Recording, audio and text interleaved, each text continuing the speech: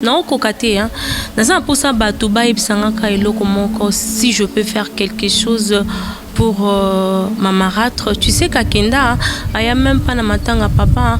Moi, le jour où Babenga s'est retrouvé na mort Yasana, je trouvais tout le monde, mais il y a mona qui était. Place Yaza, Yolande Fundo, elle s'appelle Yolande Fundo. Place Aza, naza sûr peu que petite soeur nanga Bénédicte, au retour la émission, toi na posa na bino boya la famille. Même si notre papa a koufa kiatika ebiso pebino ozabale kinanga. Vous savez maman marâtre nanga azala ki marié babala ye vraiment na alliance papa nanga. Malheureusement maman nanga zo ki temps wana te babala ra été babota ra ekar babota ki ka biso bavandi ndako moko après séparation. Mais Yolande Fundo babala ki là où tu es yeba ki babala ki ozali na mutema bo maman luka biso yaka to ke na makam na procédure ya divorce popé au fongwama asala divorce na yemoko akenda na yemoko une fois ka mobala côté hôpital asokoli maboko mais elle voulait de son mari non. Elle voulait de son mari alinga batubati que la enda kwa bana na mobali na ye na bana o yazobota pas nous pas moi avec mon petit frère mais tout ça la kiango mais tu sais hein. Excusez, voilà, on est là, ça se comprend. On a la mingi même mis sous et tanganga facilement, mais devant vous, hein. Non, cocaté, mais pas si on a monté, mais souvent on l'a monté, on a un lac sabino, parce qu'il y a un ezan a monté, parce que avec tout ça, maman m'a bé comment la vie nanga, mais dans le but iti, nga, babotanga pour na reçu. Si on a tambola, ma bé peut-être y a mon sous n'a pas raison, mais moi je serais une femme battante, mais tout ça. Pour naka marâtre ngope tutikelo mobali topeso nyonso oteki kutna bilo na biso lisusu oteki kutna mapangu na biso na ba mituka na biso to retrouva te lo côté oyepe lisu matanga papa biso te j'étais la seule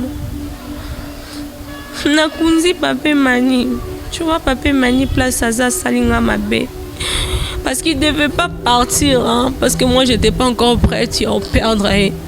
J'ai mal. Non, les latés pour y émission, aller là, papa n'a à tout moment quand je pense à lui. Ya capable. Son nom dit ma, kolobela makamunyo so oyo devant caméra. Non, lobela ba papa na ba maman. Apprenez à aimer vos enfants. Ato bali moi si moro balingi bana na yote zwa moi si wana yende bimisa. Tika bana, beaucoup la bana, na situation nyonso a vie, beaucoup la bango ko linga te mutu mususu ya beaucoup loba. Moi so ko ya na vino loba no ke na lingi braté, na lingi Kevin Balengo la te. Benga na loba mes enfants c'est ma vie. Toi tu penses que so papa biso da ki on vient benga ipena kinga na mwana na alingaza ne sengo na ngate. Alingaza ne sengo na makasi. Chez Biso Télévision, chaîne Oyo Ekokani na yo. Chez Biso Télévision, la chaîne qui vous ressemble. Bonjour, bonsoir amis internautes, bienvenue dans votre émission Réponse à nos questions de votre frère, Brad Bumba, comme nous appelé le mathématique de la presse. C'est un réel plaisir de savoir que vous êtes nombreux de nous suivre partout au monde, surtout dans le temps et à confinement. Et je vous souhaite aussi le vœu le meilleur et puis bonne année 2021. Il y a abonné la mission sur chez Biso TV. Plus de 104 000 abonnés, donc c'est tellement nombreux. On vous demande aussi de vous abonner massivement sur votre chaîne. Je suis là avec qui? L'une de nos consoeurs. On ne sait pas si elle est toujours notre concert, mais on était avec elle l'autre fois, tout ça, les témoignages. Ces témoignages étaient tellement édifiants et puis choc Ezalaki parce que Ezaki n'a moins mawa.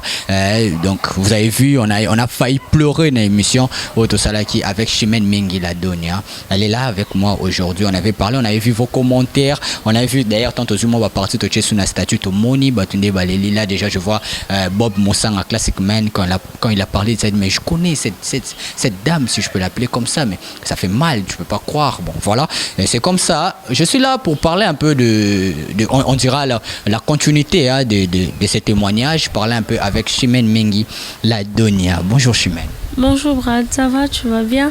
Je vais bien et toi-même? Oui, bon, en fait, c'est pas moi, Isaac, commentaire.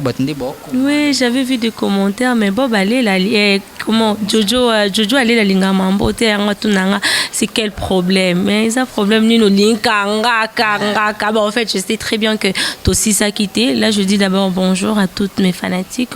Bato balinga Chimène Mengi Chichi la Dona. Donc, je suis en forme par la grâce de Dieu. Voilà. suis là avec Chimène. Déjà, j'ai dit merci à Jojo Alela, un pote, moi pas comme les autres. Merci à Franck Mamba, les chefs. Merci à Bob Monsanga, comme je l'ai dit, Classic Man. Et puis à Trésor, vous les banquiers. Et puis Ferrand, vous. Merci aussi à Lévi Payer, tout ça qui n'ont lundi. Donc, comme d'habitude, quoi. Mais je dédie cette émission à une seule personne. Excusez-moi. Et si tu me permets de dédier cette émission à une seule personne. Triple N. Donc, j'ai dédié cette émission à Niki. Maman Bonheur. Je vais dédier émission à Lévi Paye parce que lui aussi il est prêt pour soutenir orphelin. Il m'avait dit, il m'avait appelé, on avait parlé avec lui. Donc je t'ai dédié cette émission. Moi, je l'ai dédié à Niki Ngassia Triple N. Donc, merci à toi, Niki Ngassia Triple N. J'ai dédié cette émission parce que c'est une très belle émission, une très belle émission. Je sais que tu vas suivre ça. Tu connais aussi déjà Chimène Mengi. Chimène, on est là pour parler, continuer un peu deuxième partie de l'émission. Papa Akoufi, et voilà, surtout que tout le monde a qui papa Ndengazaki dans l'hôpital, bon, mon a suscité, Maratre Nabino passé à Monisa Kibino, tu es sorti d'ailleurs au Komoteka Maï et tout. Après là, ce que je sais, c'est que comme Alisou, les Oyoyo, Okoma Chimène Mengi, la Donia, moi, juste 2 ou 3 questions parce que les Oyoyo, au Kopta et na presse, au comment travailler, tu l'avais dit l'autre fois, au travail na Marius, mais étape na Yowana, les Okoma Koide, orphelin. On est là pour juste le peu de temps, toi, il y a minutes pour un peu, Oui, d'accord. Premièrement, d'abord, je veux dire mes sincères condoléances à la famille de Stella. Stella repose un peu parce que des fois, tu n'as pas de TV, et puis c'est une fille que tu connaissais. Hein. C'est une fille que je connaissais, une fille bien qu'on a eu aussi à partager beaucoup de choses. Donc, mes sincères condoléances à sa famille. Donc, ceux qui n'ont qu'à que papa a Koufaki, papa a Kotaki na hôpital. Mais c'est que je veux vraiment demander aux gens. Non, cocaté, hein. Pour ça, si je peux faire quelque chose pour ma marâtre, tu sais qu'à Kenda, il n'y a même pas de matanga papa. Moi, le jour où je se retrouvait dans mort ya Sana, je trouvais tout le monde, mais il y a mon qui était. Place Yaza, Yolande Fundo, elle s'appelle Yolande Fundo. Place Aza, naza sûr que petite soeur nanga Bénédicte au retour la émission, toi na posa na bino boya na famille. Même si notre papa a koufa ki atika ebiso, mais bino bozabale kinanga. Donc j'ai vraiment besoin de vous. Nga na otika bino tene maman na bino atika ki papa oya boti biso. Aya ki matanga te. Tu l'as dit pour faire mal à tes soeurs, ils auront peur. Ils auront peur, je dis maman na bango sala kayo. Je dis pas pour faire du mal. De nous dire que même na matanga tikala au monde. Oui. L'autre fois on n'avait pas eu vraiment le temps ya ko lobela mambo nyonso parce que temps pesaki limité zalaki vraiment mkié. Mais na vanda ki na kanisa ki on a sepeli ko tundengo yé. Batu bazawa na batu bazo landa biso baye bisanga lo nini ya sala. Vous savez maman marâtre nanga azalaki marié babala yé vraiment na alliance papa nanga. Malheureusement maman nanga zo ki temps wana te babala raité babota ka ekar babota ki ka biso bavandi ndako moko après séparation. Mais Yolande Fundo babala ki là où tu es yeba ki babala ki ozali na mutema bo maman luka biso ya katoke na makam na procédure ya divorce popé au fongwama asala divorce na yemoko akenda na yemoko une fois ka mobala côté hôpital asokoli maboko mais elle voulait de son mari non. Elle voulait de son mari, elle a dit qu'elle a pas nous, pas moi avec mon petit frère, mais tout ça là, mais tu sais, hein. Excusez, voilà, on est là, ça se comprend. Facilement, mais devant vous, hein.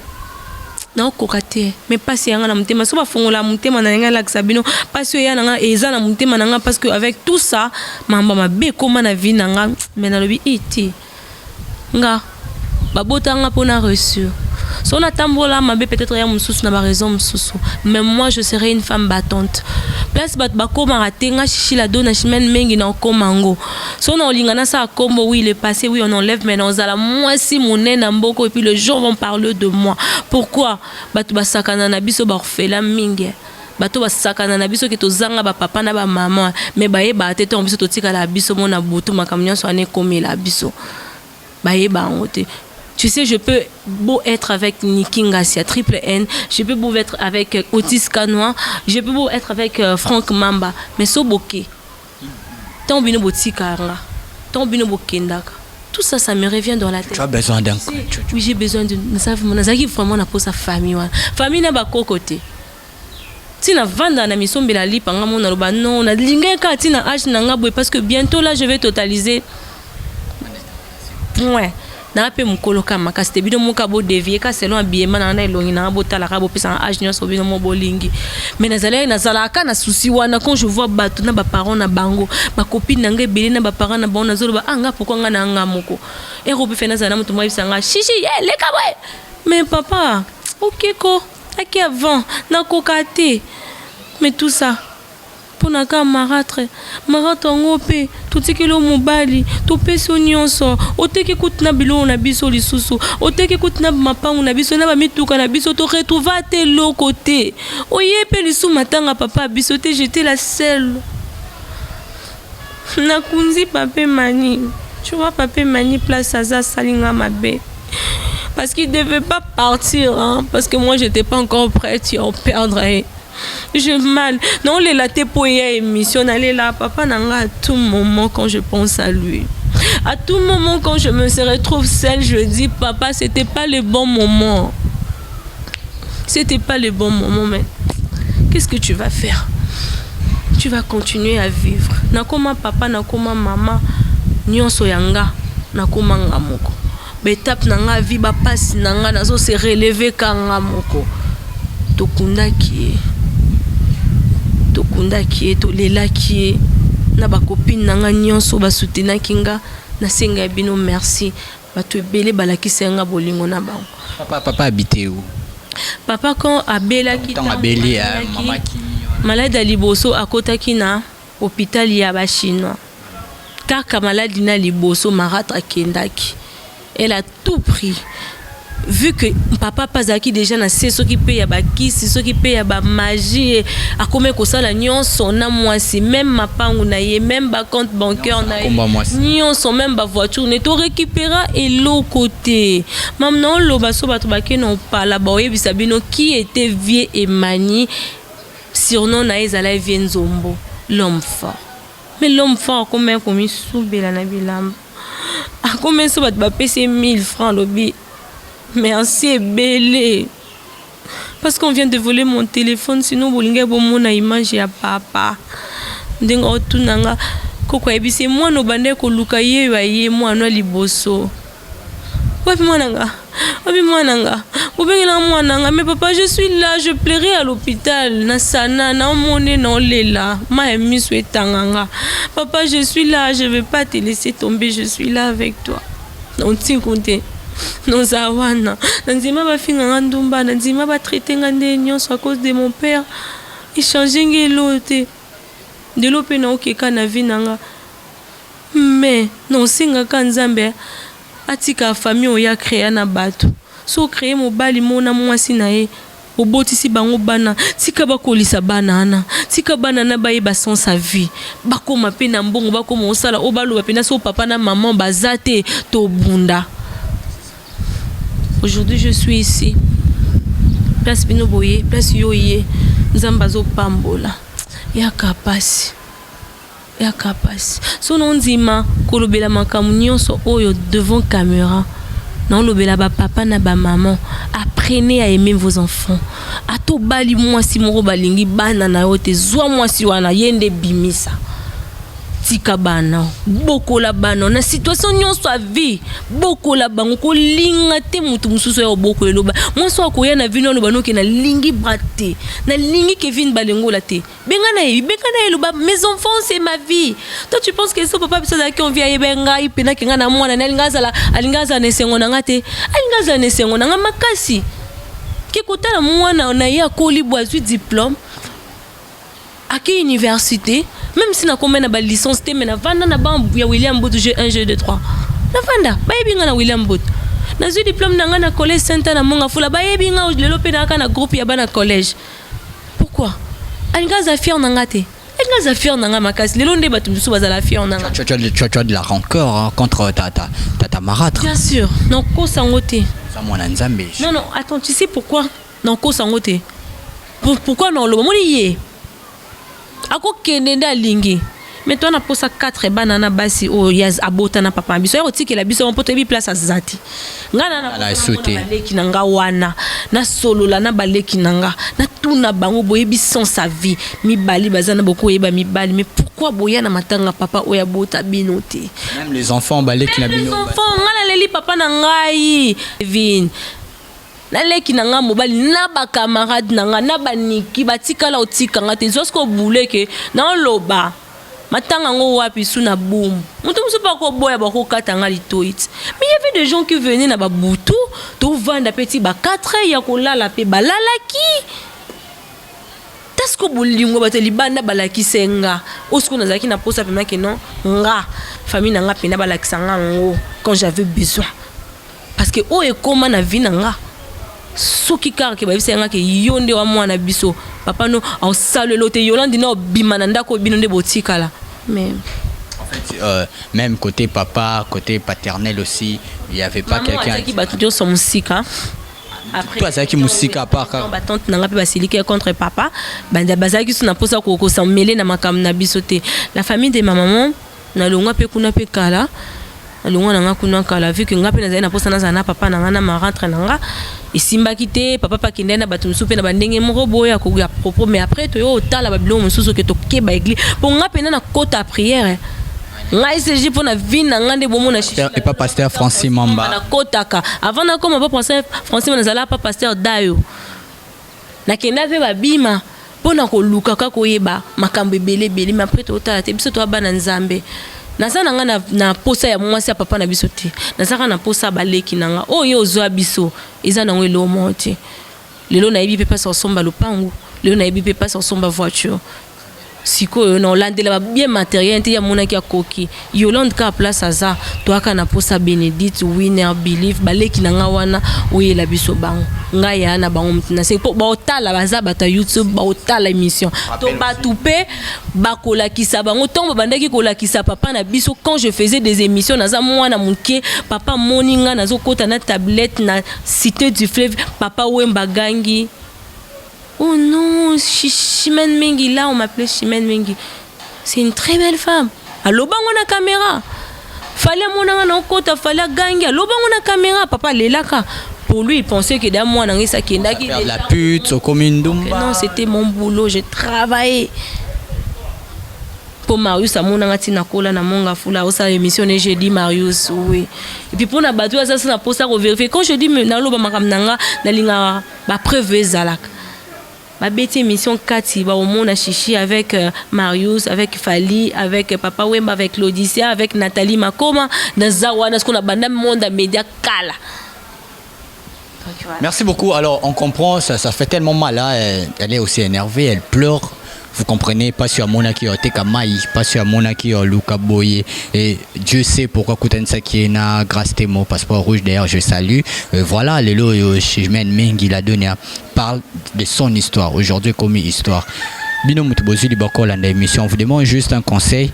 S'il faut porter un conseil à notre consoeur, notre sœur qui est là, parce que en l'écoutant parler, hein, moi, Kandawa Nezala, pour sa balé qui naïe kaka. Balé qui naïe. Le dire. Balo balanga, est-ce que j'ai le droit de réclamer nos biens parce que tu sais jusque là basa la divorcé Yolande Fundo na Emanine Seka basa la divorcé wana eza komba papa na ngana maman na qui repose un peu yepé akeka liboso maintenant tout na bino bato bo Hollande biso. Est-ce que je mérite kosenga ba bien à papa na biso donc la fille oui la fille née de ma famille ya papa na ngana baleki na est-ce que tokoki ko salango parce que là je réclame mes sœurs bino pe bolo balanga sona koki réclamer ba bien na biso poto moni ata moko te na bilamba papa na biso to zwa ngote abima kanda abima na kilote na senga ki hôpital ko somba to ko somba Voilà, c'est une histoire vraie. Vraiment, on est arrivé presque à la fin de notre émission. On avait dit c'est deuxième partie à témoignage Nabiso Tozoek avec Chimène Mengi, la Donia, qui était notre consoeur. Mais Chimène, tu n'es plus à la presse. Et puis voilà, aujourd'hui, la fondation, on avait parlé de la fondation l'autre fois. Je suis orphelin, je soutiens les orphelins. Nous, on fait partie de ça. Chez Biso TV fait partie de la fondation. Je suis orphelin, je soutiens les orphelins. Donc, Triple N aussi, on fait partie. Tout le monde est là, tu vois. Alors, qu'est-ce qu'il faut? Parce que tout ça qui n'a date, c'est peut calé, mais et comment quitter, ben élément va moniter. Alors, qu'est-ce qu'il nous faut maintenant? Qu'est-ce qui manque? Parce que là, on peut, tout ça peut déjà appel de fonds, on a mutunyoso aligné à aider mes dates nini, programme les nini pour na pour ikoluka kota là, orphelin oyo yomoko aux appels parmi. Bon, pour la fondation, je suis orphelin, je soutiens les orphelins. Pour na bateau, bazo qui t'a expliqué toko ya koyo kabisote. Ils en ont eloko mo ya munene te. Et non ka moi bana nanga moko boye na soutenaka, mais na leka qui pour juste na sala appel pour tu souhaite senga Chimène okindaka yo moko boye faut yebisaka biso moni bénédiction eza na ka église te bénédiction ko lokotango na balabala na bato bazala ba ya rozanga balobi pe ka te faut kende ka na fondation okokuta ba pe na balabala pe boye au soutenir bango donc monde ya presse na tika nanga ko sala ba émission avec ça mobile bino okenda kala makamnyo zo ka fo mobile apekisa yo ya mususu peza na on peut mettre nanga pété na bina na bolingana na ba boss na yo et tout même pas to ya kaka pona ko linga ka bato est-ce que to ko sa pe musala pété ko yepo sali pe musala mais en dehors ya musala na poza na vie na privé ko sa pe maman pe ya ndako ko sa pe na bala nanga tant papa wemba lobby ma papa nanda ku papa propre à Leli il pensait c'est bien mutunyo so balula mutunyo so balinga c'est quoi question papa wemba repose en pendo esi bino ke mutunyo so balula parce que exemple oh yo mo nga pe boy so kutinga ndeti so benga nga Franck Mamba le chef je salue so ki ndeti Franck Mamba mbote na pesi levi pa imbote na pesi qui feront vous mbote trésor vous les banquiers bana opoto yo ye na ndaku na ngati omuninga lati robe nanga olulinga place mbali nanga lobi na pesi susu na lulu na pesi ya olulinga place mbali na pesi susu Bob Mosanga mbote à toute l'équipe de chez Biso TV obi na la bimi lokwa poupée Barbie est-ce que olinganga te obi kina collègue na yo ata na tika nanga ekeka bongo bosko batunyo so batala biso balinga biso te bazala beka ba vie na biso yo oboma linganga. Voilà, on parle de la fondation. Parler de la fondation, vous comprenez, on a un sentiment, il y a une émission, tout c'est quand même pour le stress et le calming. Oui, pour ça, la ligne qui est le 26. Et si je parce que a bella qui sont beaucoup de la émission à Liboso, ma malaria et déranger qui a vu que peu. Mon anniversaire c'est pour bientôt, dans quelques jours. Il y a une ligne qui le 22 n'a profité. Na kata gâteau nga moté na rokene comme peut toza na era ba fête aller partager gâteau nanga na bana na biso yona ngena senga pe na bato balingaka ko soutenir ba orphelin ba yebi comment ya ko bandate brada za na bozana numéro na téléphone parce que c'est toujours affiché là beaucoup qui ko contacter beaucoup qui peut ko contacter nga pe a repesa pe numéro nanga téléphone to ko yeba le fils que mokie kaka mois décembre on y babika le 25 te babika le 1er décembre on y sorti to kota na janvier ti ba le 5 ba le 3 era ba fête bo sunga bana bino bo sunga ba parents na bino biso to sana ba papa na ba maman te bato ba aida kate pourquoi toi tu aides qu'est-ce qui fait que tu aides mais bon na loba ki yango déjà pona kaka te pona ka yango te pona bota mabongo oui bien. Et c'est arrivé là que tu le fais pour prouver comment je peux pas prouver de gens pour nambongo ba prouver ba tout pour nambongo te oh yo prouver mutu pona mbongo nzamba pambolo te ba prouver mutu pona na vie fo apungane Chimène Mengi na zabwe na lobango mutu soza camarade lokwa oza camarade lokwa Chimène Mengi fo kumisa nzambe